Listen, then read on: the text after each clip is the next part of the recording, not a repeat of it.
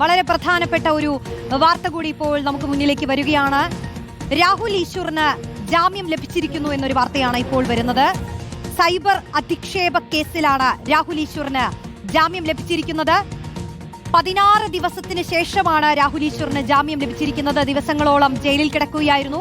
ഹരിമോഹൻ ചേരുന്നു വിശദാംശങ്ങളുമായി. ഹരിമോഹൻ, രാഹുൽ മാങ്കൂട്ടത്തിനെതിരെ പരാതി നൽകിയ അതിജീവിതയെ അധിക്ഷേപിച്ച അവരുടെ വിവരങ്ങൾ വെളിപ്പെടുത്തിയ രാഹുൽ ഈശ്വർ അകത്തായിരുന്നു. 16 ദിവസത്തിന് ശേഷമാണ് ജാമ്യം ലഭിക്കുന്നത്, അല്ലേ?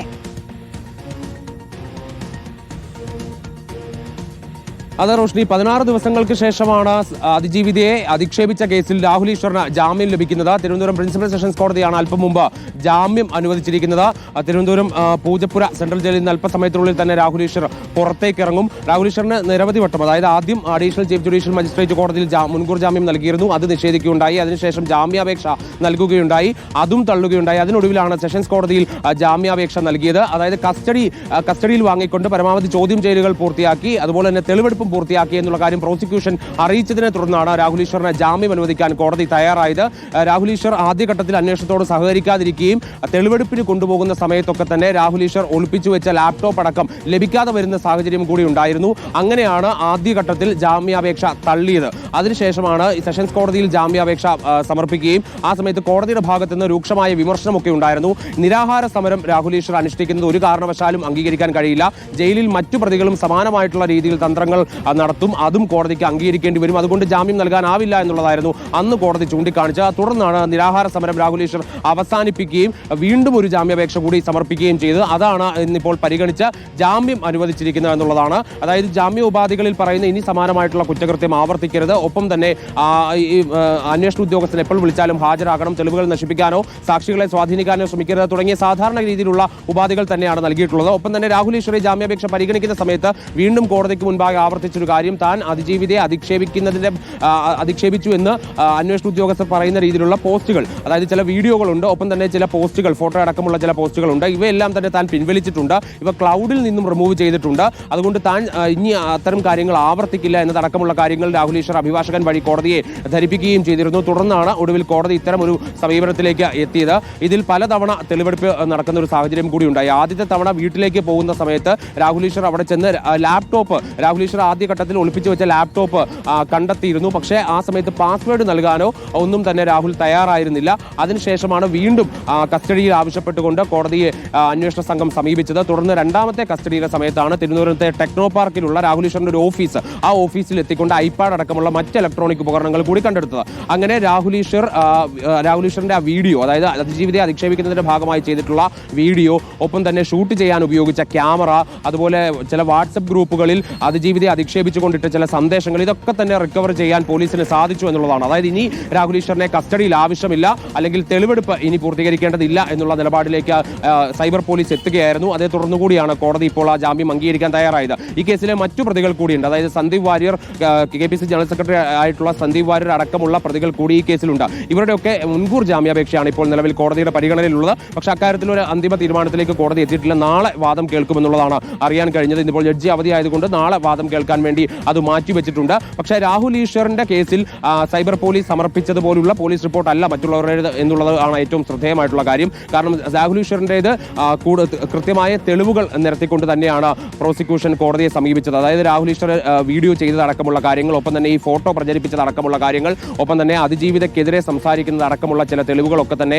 പോലീസ് സംഘം ഹാജരാക്കിയിരുന്നു. പക്ഷേ അതേസമയം തന്നെ സന്ദീപ് വാര്യരുടെ കേസിൽ സന്ദീപിന്റെ പ്രൊഫൈലിൽ ഒരു പഴയ ഫോട്ടോ മറ്റു ചിലർ ചേർന്ന് കുത്തിപ്പൊക്കി എന്നുള്ളതാണ് സന്ദീപിന്റെ മുൻകൂർ ജാമ്യാപേക്ഷ പറഞ്ഞിട്ടുള്ളത്. അതിൽ അന്തിമ തീരുമാനമായിട്ടില്ലെങ്കിൽ പോലും നിലവിൽ അറസ്റ്റ് തടഞ്ഞിട്ടുണ്ട് എന്നുള്ളത് കൊണ്ട് സന്ദീപിന് ആശ്വസിക്കാം. പക്ഷേ രാഹുലിന്റേത് ഈ ഇത്തരത്തിൽ സമാനമായിട്ടുള്ള ഒരു കുറ്റകൃത്യമല്ല എന്നുള്ളത് തന്നെയാണ് സൈബർ പോലീസ് പറയുന്നത്. അതായത് ലൈംഗിക ചുവയോടുകൂടി അതിജീവിതയെ അധിക്ഷേപിച്ചു എന്നുള്ള അധിക വകുപ്പ് കൂടി ചുമത്തിയ സാഹചര്യത്തിലാണ് രാഹുലിനെ അന്ന് അറസ്റ്റ് ചെയ്തത്. മറ്റെല്ലാ വകുപ്പുകളും ജാമ്യം ലഭിക്കാവുന്ന വകുപ്പുകളായിരുന്നു. പക്ഷേ ആദ്യഘട്ടത്തിൽ കൂടുതൽ പരിശോധന നടത്തി കഴിഞ്ഞപ്പോഴാണ് രാഹുൽ കൂടുതൽ ഈ അതിജീവിതയെ അധിക്ഷേപിച്ചതുമായി ബന്ധപ്പെട്ട തെളിവുകൾ പോലീസിന് ലഭിക്കുകയും ഈ ലൈംഗിക ചുവയോടുകൂടി അത് ജീവിതത്തെ അധിക്ഷേപിച്ചു എന്നുള്ള ഒരു ജാമ്യമില്ലാ വകുപ്പ് അധികമായി ചുമത്തുകയും ചെയ്തു. തുടർന്നാണ് അറസ്റ്റ് രേഖപ്പെടുത്തുന്ന അടക്കമുള്ള നടപടികളിലേക്ക് കടന്നത്. ഒരുപക്ഷെ ഈ കേസിൽ രാഹുലിന് നേരത്തെ തന്നെ ജാമ്യം ലഭിക്കുമായിരുന്നു. പക്ഷേ നിരാഹാര സമരം അടക്കമുള്ള കാര്യങ്ങൾ ഈ പോലീസിന്റെ കസ്റ്റഡിയിൽ ഇരിക്കുമ്പോഴും ജയിലിലിരിക്കുമ്പോഴും ഒക്കെ തന്നെ നടത്തി എന്നുള്ളതാണ് രാഹുലിനെതിരെ പ്രധാനമായിട്ടുള്ള ഒരു പ്രവൃത്തി, അല്ലെങ്കിൽ രാഹുലിന്റെ ഭാഗത്തുനിന്ന് ഉണ്ടാകാൻ പാടില്ലാത്തൊരു പ്രവൃത്തിയായി കോടതി ചൂണ്ടിക്കാണിച്ചത്. പ്രത്യേകിച്ച് പൂജപ്പുര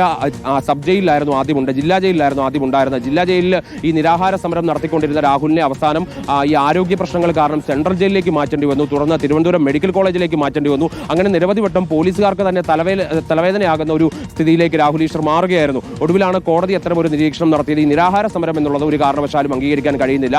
അന്വേഷണത്തോട് നിസ്സഹകരണം പ്രഖ്യാപിക്കുക എന്ന് പറയുന്നത് ഒരിക്കലും അംഗീകരിക്കാൻ കഴിയില്ല. അതുകൊണ്ട് അന്വേഷണത്തോട് സഹകരിക്കുന്ന ഒരു നിലയിലേക്ക് പ്രതി എത്തണം. അപ്പോൾ മാത്രമായിരിക്കും ഈ ജാമ്യാപേക്ഷയിലെ വാദങ്ങൾ കോടതി മുഖവിലേക്കെടുക്കുക എന്നുള്ളതായിരുന്നു കഴിഞ്ഞ തവണ ഈ ജാമ്യാപേക്ഷ പരിഗണിച്ച സമയത്ത് കോടതി പറഞ്ഞത്. തുടർന്നാണ് ദിവസങ്ങളോളം നീണ്ട നിരാഹാര സമരം അവസാനിപ്പിച്ചുകൊണ്ട് പിന്നീട് ആരോഗ്യനിലയൊക്കെ ഭേദമായി മെഡിക്കൽ കോളേജിൽ നിന്ന് ഡിസ്ചാർജ് ചെയ്ത് തിരിച്ച് സെൻട്രൽ ജയിലിലേക്ക് തന്നെ രാഹുൽ എത്തിയത്. അതിനുശേഷം കഴിഞ്ഞ തവണ ഹാജരാകുന്ന സമയത്ത് ഒന്നും തന്നെ രാഹുലിന്റെ ഭാഗത്തുനിന്ന് മാധ്യമങ്ങളോട് സംസാരിക്കുമ്പോഴൊക്കെ അതിജീവിതത്തെ അധിക്ഷേപിച്ചുകൊണ്ടോ രാഹുൽ മാങ്കൂട്ടത്തിനെ പിന്തുണച്ചുകൊണ്ടോ ഒരു വാചകവും ഉണ്ടായിട്ടില്ല എന്നുള്ളത് കൂടി ശ്രദ്ധിക്കണം. കാരണം ആദ്യഘട്ടത്തിലൊക്കെ തന്നെ താൻ രാഹുൽ മാങ്കൂട്ടത്തിനെ അനുകൂലിച്ചുകൊണ്ട് വീണ്ടും വീഡിയോ പോസ്റ്റ് ചെയ്യും.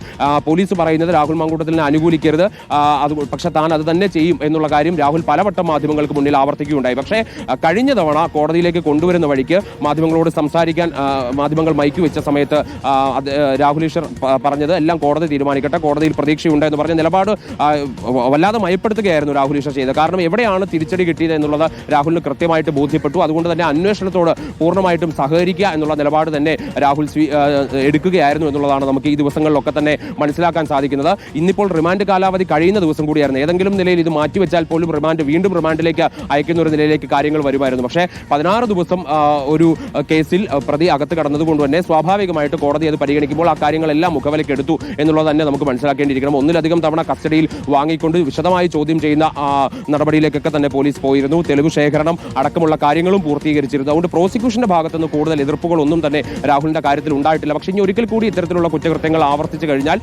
കോടതിയുടെ ഭാഗത്തുനിന്ന് ഇതേ സമീപനമായിരിക്കില്ല എന്ന് കൂടി കഴിഞ്ഞ ദിവസം വാദം കേൾക്കവേ കോടതി പറഞ്ഞിരുന്നു. അതുകൊണ്ട് തന്നെ ജാമ്യ ഉപാധിയായിട്ട് തന്നെ ഇനി ഒരിക്കലും ഇത്തരം കാര്യങ്ങൾ ആവർത്തിക്കരുത് എന്നുള്ള കർശന നിർദ്ദേശം കൂടി കോടതിയുടെ ഭാഗത്തുനിന്ന് നൽകിയിട്ടുണ്ട് എന്നുള്ളതാണ് ശ്രദ്ധേയമായിട്ടുള്ള കാര്യം. മാത്രമല്ല രാഹുലിന്റെ കോടതി നടപടികൾ വളരെ വിചിത്രവുമാണ്. കാരണം ആദ്യം ഒരു അഭിഭാഷകനെ മാറ്റി പിന്നീട് വേറൊരു അഭിഭാഷകനെ വെച്ചു. അങ്ങനെ 3 തവണ അഭിഭാഷകനെ മാറ്റുന്ന ഒരു നിലയിലേക്കൊക്കെ കാര്യങ്ങളെത്തി. കാരണം അഭിഭാഷകർ ഏതെങ്കിലും ജാമ്യാപേക്ഷ സമർപ്പിക്കുമ്പോൾ ആ ജാമ്യം ലഭിക്കാതിരിക്കുന്നതിന് ഉള്ള അല്ലെങ്കിൽ പ്രോസിക്യൂഷന്റെ വാദത്തിന് ബലം നൽകുന്ന രീതിയിൽ രാഹുൽ മാധ്യമങ്ങളോട് സംസാരിക്കും, അല്ലെങ്കിൽ രാഹുൽ പുറത്ത് പെരുമാറും. അങ്ങനെ അത്തരത്തിലൊരു പെരുമാറ്റം വന്നതോടുകൂടിയാണ് ഈ അഭിഭാഷകർ തന്നെ നിരന്തരം മാറി ജാമ്യം കിട്ടിയത്. സംഘം പിടികൂടിയതിന് പിന്നാലെ തന്നെ നാടകീയമായ പല രംഗങ്ങളും രാഹുൽ ഈശ്വർ കാഴ്ചവെച്ചു. ചാനൽ ചർച്ചകളിലും സമൂഹ മാധ്യമങ്ങളിലും അടക്കം രാഹുൽ മാങ്കൂട്ടത്തിൽ അനുകൂലിയായും ദിലീപ് അനുകൂലിയായും പ്രത്യക്ഷപ്പെട്ടിരുന്ന ആളാണ് രാഹുൽ ഈശ്വർ. ഈ 2 വ്യക്തികൾ പുറത്തു നിൽക്കുമ്പോഴും രാഹുൽ ഈശ്വർ ഇത്ര ദിവസം ജയിലിൽ കിടന്നു. അതിനെ ട്രോളുന്ന പലരുമുണ്ട്, വിമർശിക്കുന്ന പലരുമുണ്ട്. നിരാഹാരമടക്കം മാത്രമല്ല പറഞ്ഞ കാര്യങ്ങളിൽ നിന്ന് ഈട പിന്നോട്ട് പോവില്ലെന്ന് പറഞ്ഞ രാഹുൽ ഈശ്വറിന് അത് മാറ്റിപ്പറയേണ്ടി വന്നു. ഭക്ഷണം കഴിക്കേണ്ടി വന്നു. അത് കിഡ്നി പ്രശ്നം വരുമെന്ന് ഡോക്ടർ പറഞ്ഞതുകൊണ്ടാണ് ഭക്ഷണം കഴിക്കുന്നതെന്നൊക്കെ രാഹുൽ പറയുന്നത് കേട്ടു. അതൊക്കെ പലരും സമൂഹ മാധ്യമങ്ങളിൽ ട്രോളുന്നുണ്ടായിരുന്നു. എന്തായാലും ദിവസങ്ങൾക്ക് ശേഷം രാഹുൽ ഈശ്വർ അങ്ങനെ പുറത്തിറങ്ങുകയാണ്. ഈ ഏറ്റവും ഒടുവിൽ